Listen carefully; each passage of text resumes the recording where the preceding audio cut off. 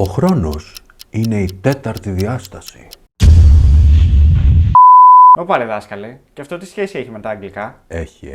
Τον χρόνο δεν μπορούμε να τον αντιληφθούμε άμεσα. Τον αντιλαμβανόμαστε πλαγίως, λόγω του ότι αλλάζουν τα πράγματα γύρω μας, πεθαίνουν, ασπρίζουν τα γένια μας.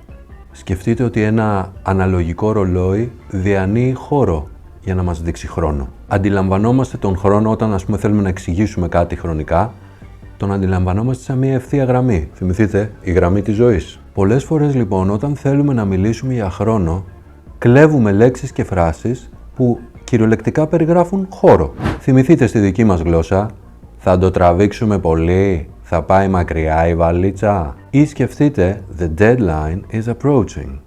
Η προθεσμία πλησιάζει. Ή we are far away from retirement. Είμαστε πολύ μακριά από τη σύνταξη.